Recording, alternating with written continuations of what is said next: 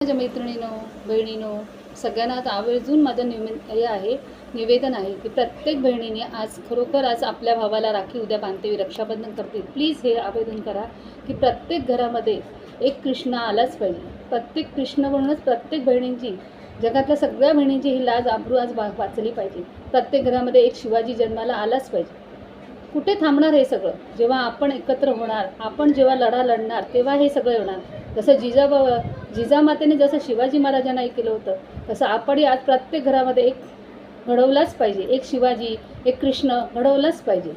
प्रत्येकाने आज बहिणींनी राखी बांधते, आज भावाला आपल्या आवर्जून म्हणा. जसं द्रौपदीला जसं सहस्र सोहळा केला होता कृष्णाने, तसं आपणही करू. आपणही प्रत्येक बहिणीला वाचवू. मोदी सरकार फक्त दुसऱ्या राज्यामध्ये करतात, आपल्या राज्यामध्ये का नाही करत? आपल्या राज्यामध्येही हा झालं पाहिजे.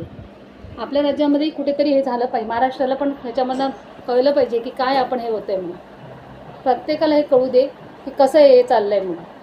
आज प्रत्येक पेपरामध्ये येतं आहे, न्यूजमध्ये येते, पण ह्याला कोणी दुरोजा देतो आहे का? दुरोजा आला पाहिजे. त्याच्यासाठी तुम्ही प्रत्येक बहिणीने उद्या जेव्हा रक्षाबंधन कराल तेव्हा प्लीज प्रत्येकाला निवेदन करते की खरोखर तुम्ही प्रत्येक भावाला आपल्या सांगा की रक्षाबंधन करते मी, की प्रत्येक बहिणीला बहिणी समान मानून खरोखर तुम्ही त्यांची रक्षा करा.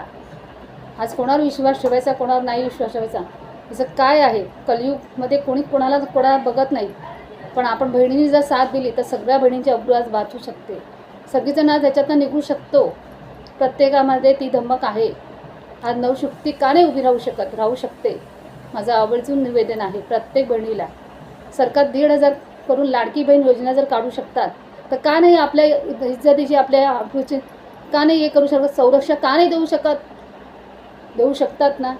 तर मी आवर्जून निवेदन करते तुम्हाला, प्लीज उद्या रक्षाबंधन करते वेळी आपल्या भावांना प्लीज सांगा.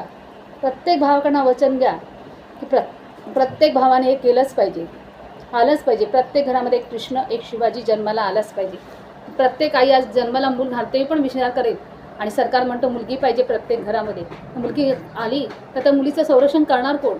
तिला हे करणार कोण? प्रत्येकाला आवर्जून निवेदन आहे प्लीज. आणि हा व्हिडिओ जर तुम्हाला आवडला असेल तर लाईक करा, शेअर करा, आणि मला कमेंटमध्ये नक्की कळवा की तुम्हाला हे कसं वाटलं. नमस्कार.